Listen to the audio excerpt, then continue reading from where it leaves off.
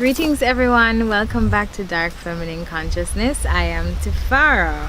Today we're going to continue with the conversation that we started in the first part of this series on tapping into feminine energy, divine feminine energy.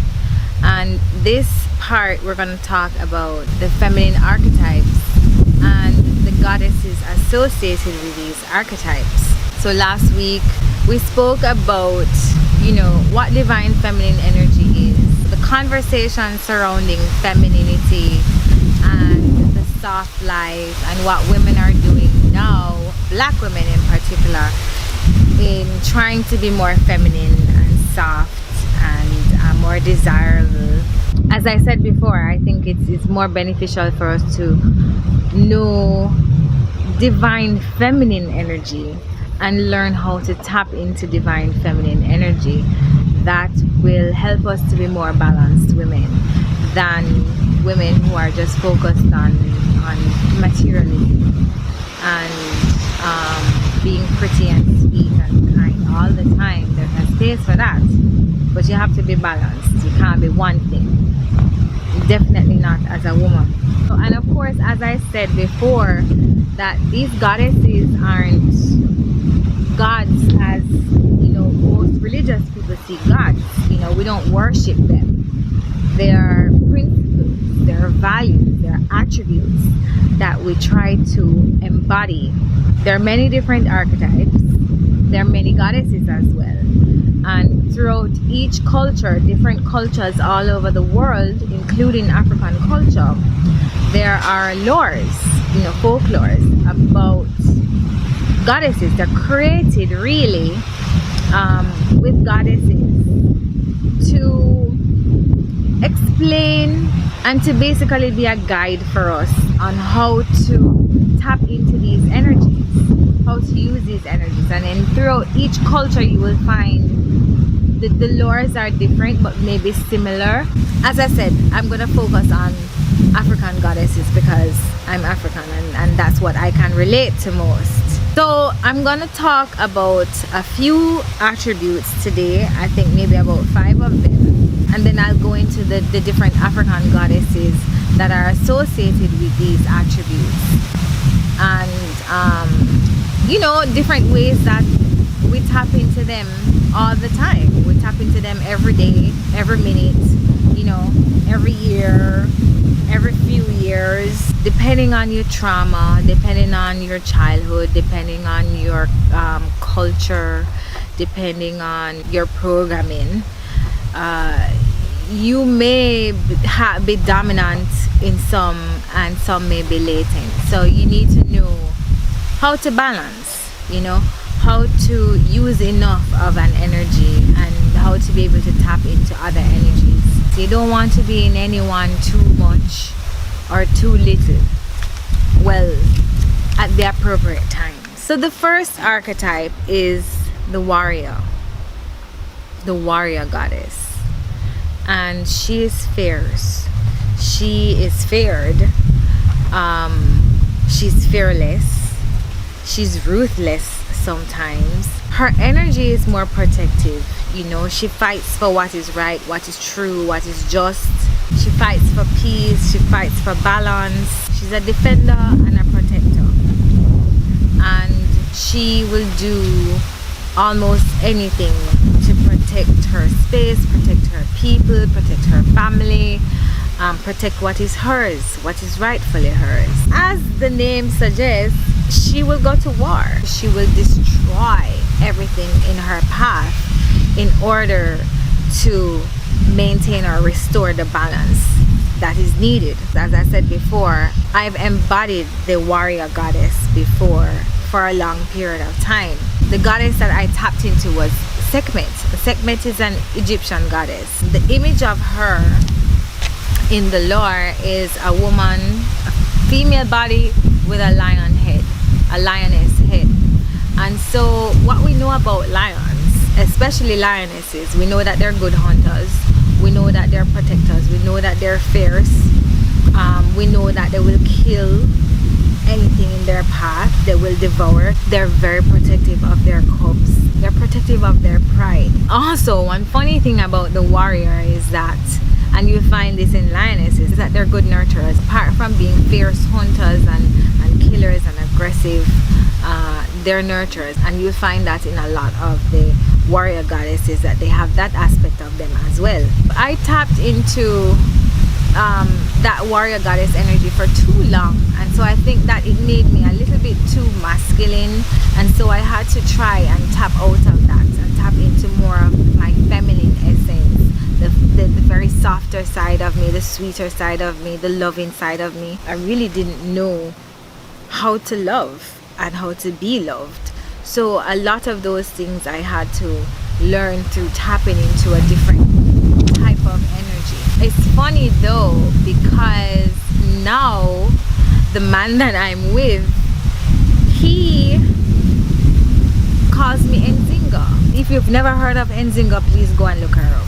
Fierce African queen. I've always been tapping into, apart from Sekhmet, tapping into Nzinga's energy, who I believe she tapped into the warrior goddess energy, and that's what she embodied fully. Nzinga energy strong still, you know, because I'm telling you, when I put on Nzinga's badge and we go out there, nobody don't play with me when I'm wearing Nzinga. When I'm channeling Nzinga, don't play, don't ramp with me.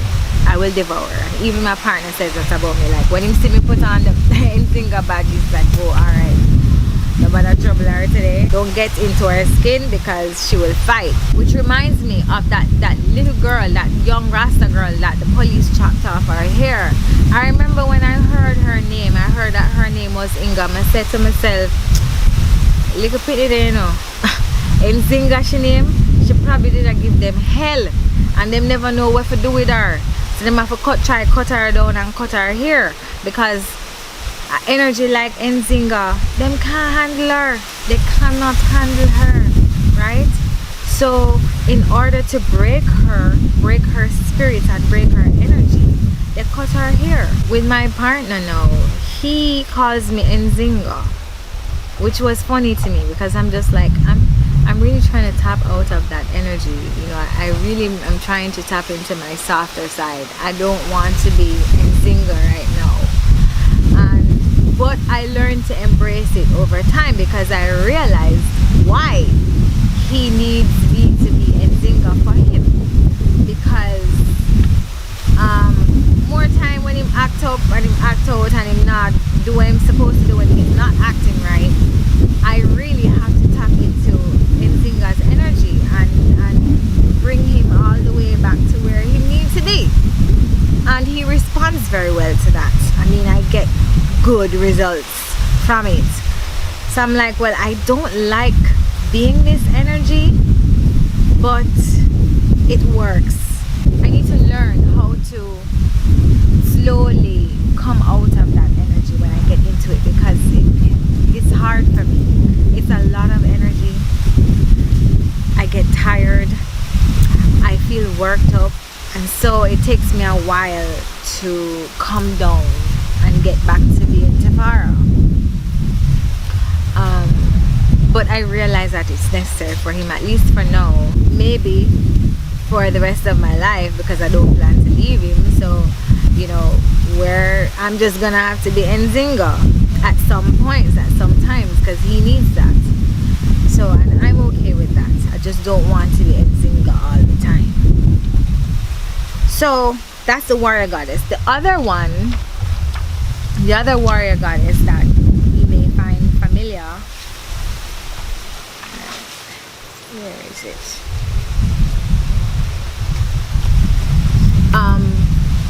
Sekhmet is also a healer too. So through Sekhmet actually was how I started my healing journey, and how I started learning to heal myself and learning that I could heal others as well. So Sekhmet helped me to tap into that energy, because she's a healer as well. The same thing for Kalima. Kalima is also a really fierce, destructive goddess, but she is a defender as well. She also has that nurturing type of energy as well, and she's also a healer. So the other archetype is the mother. This archetype is very important for women to know how to tap into. And you don't just tap into the mother energy when you become a mother, because whether we have children or not, we're all mothers, we're women. We have wombs. Naturally, we have that nurture, that motherly energy within us. And so we express it in our families, with our partners, with other children around, with even elders, you know, just everybody. There are many women who never had children but embody the mother energy like you would never believe. There are women who have children and never tap into that mother energy, never really know or understood what it meant to embody the mother. Nobody is teaching us these things. Nobody is teaching us. There's no rites of passage to womanhood. So we really don't know that we have all of these energies within us, and we don't know how to balance them or how to tap in and out of them. So we really don't know that we give birth to children, but what does it really require of us as women to be mothers? So this is also the nurturer. She's the protector. She's the caregiver. She's the lover. She's the comforter. She's the heart of the community. You know, when people are around, her energy is warm. It's comfort. It's feel good. It's soothing. It's healing. It's everything that you'd want a mother to want to feel when you think of mommy. It's just mommy, the goddesses that are associated with the mother energy or the nurturer. One is Gaia. Gaia is the goddess earth. What greater example do we have of a mother than nature, Mother Earth? Well, some people say daughter Earth, but I've always known her to be mother. In a lot of ways, I see her myself as mother because she feeds me, she sustains me. I come to nature. I mean, I am nature. I'm a part of nature. We can't come to nature or leave nature. We're always in it. We're always a part of it. But when I say come to nature, I mean get away from TV, get away from, I don't watch TV, but get away from the phones, get away from the city life, and just be closer to nature then.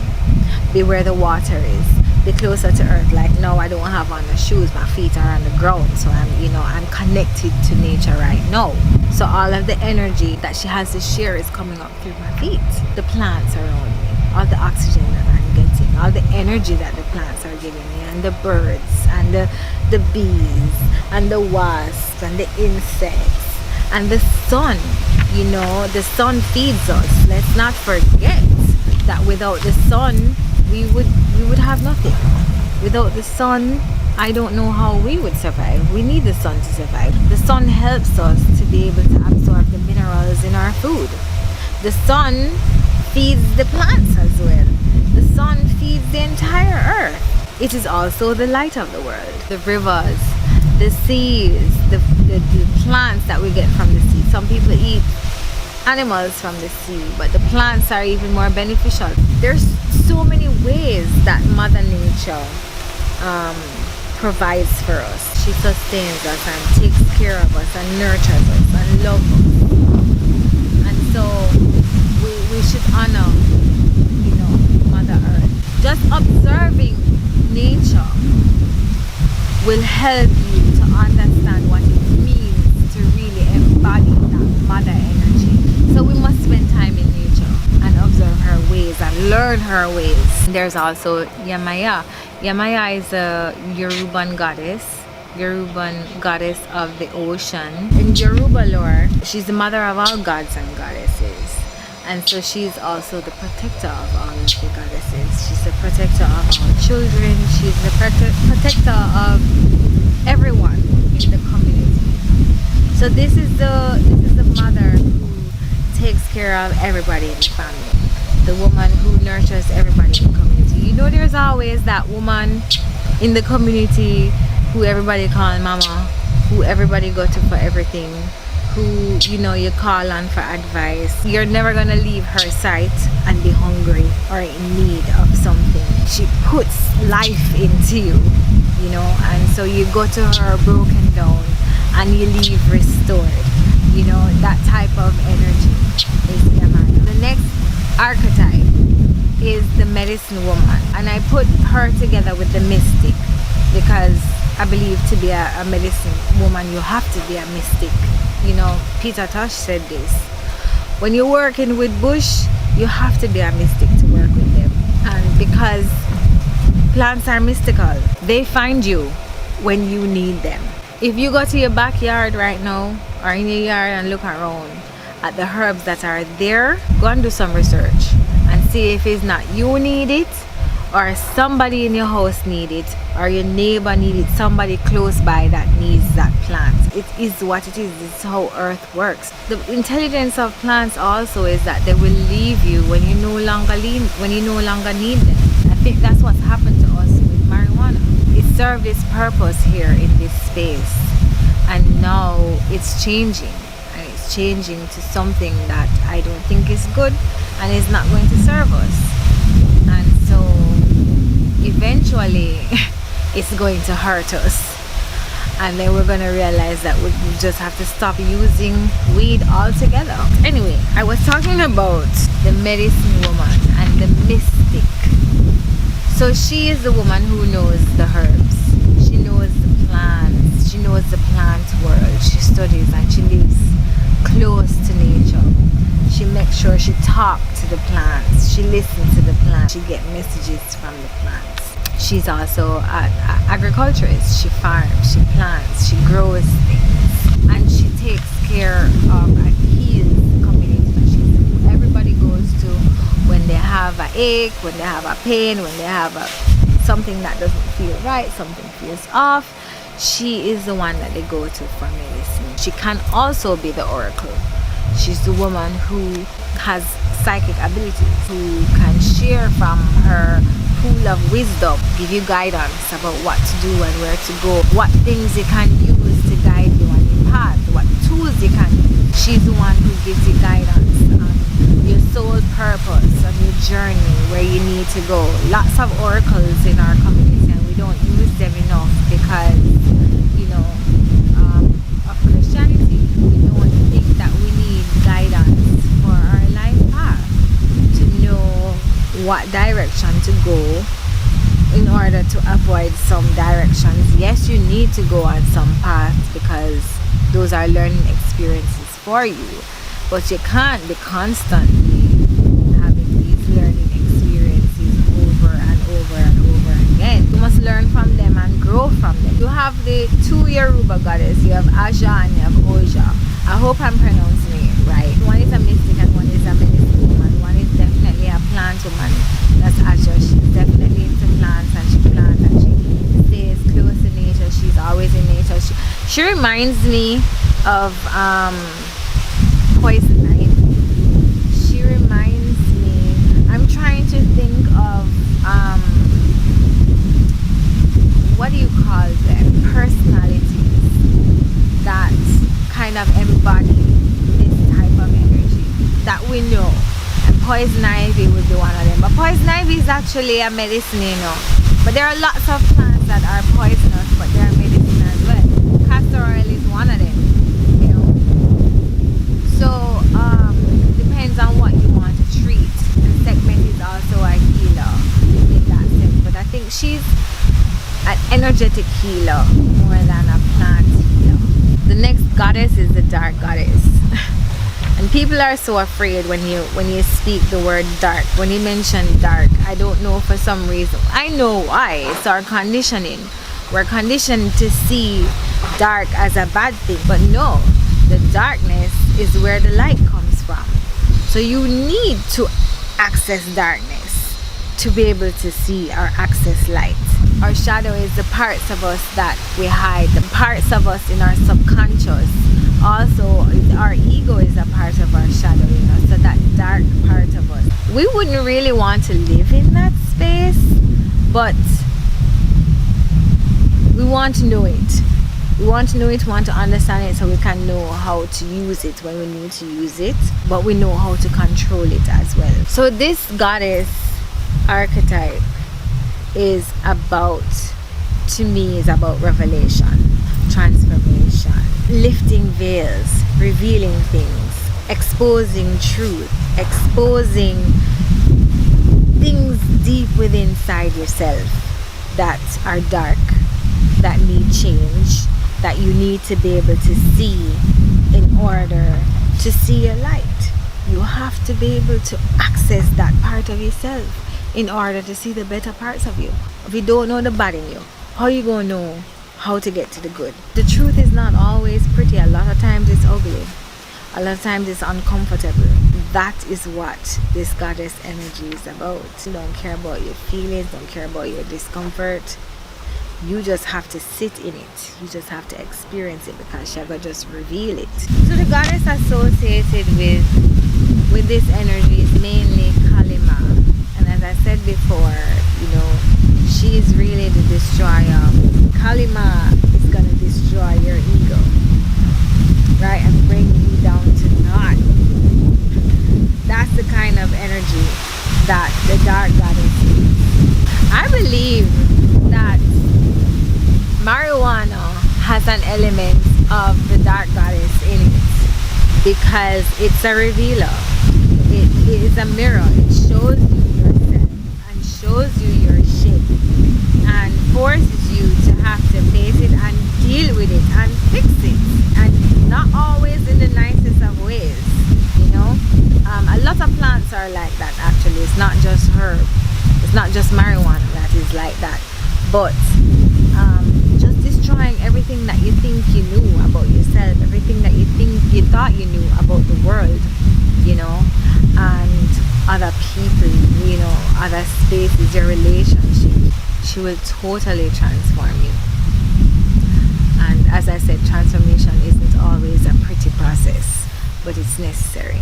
And so now the fourth one, this is 4 or 5? I'm not counting, I think this is 5.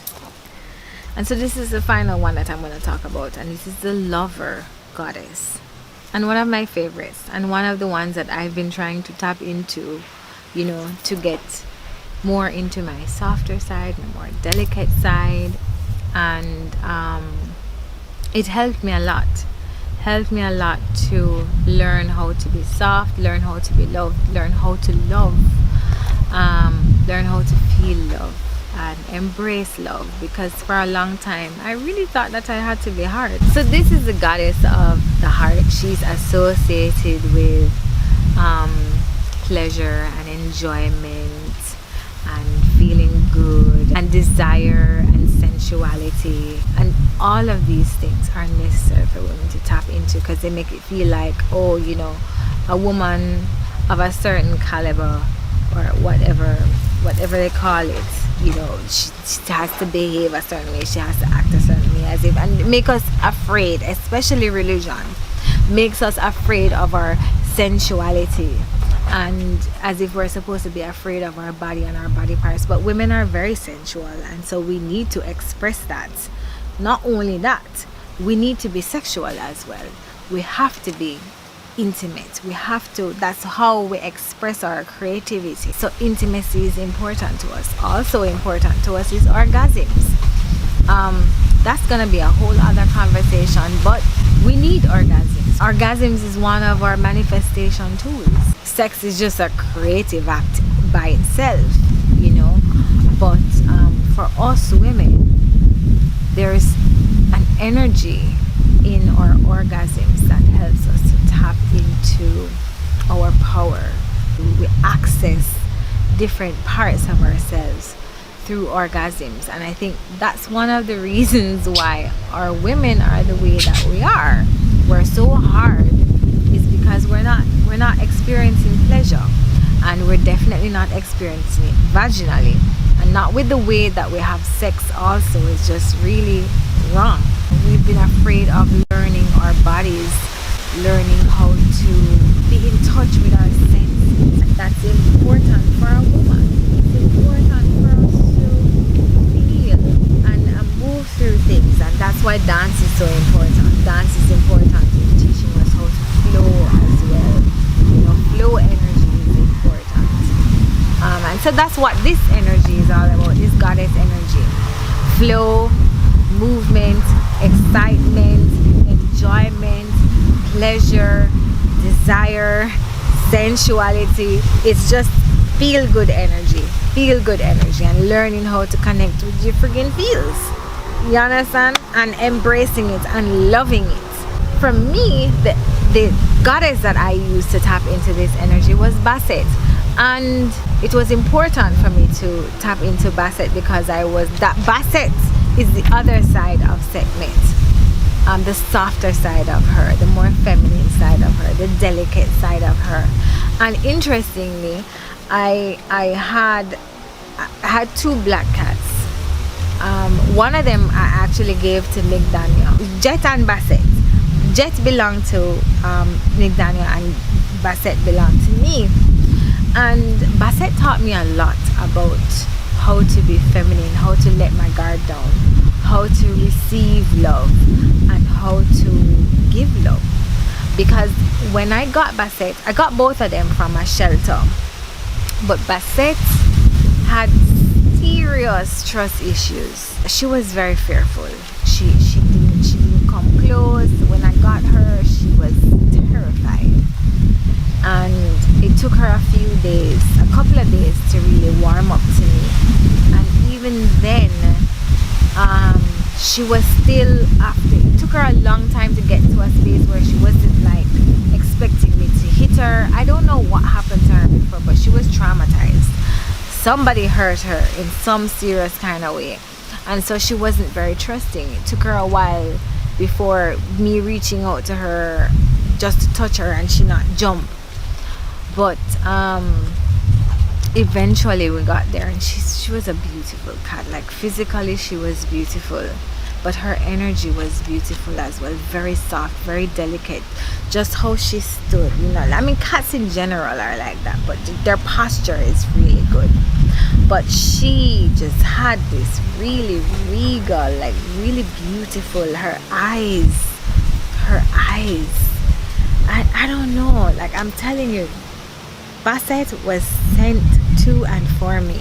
I'm telling you, she was beautiful, a beautiful cat, and I miss her dearly, you know. But she served her purpose. She came around me and she did what she was supposed to, and so she moved on, and I'm grateful.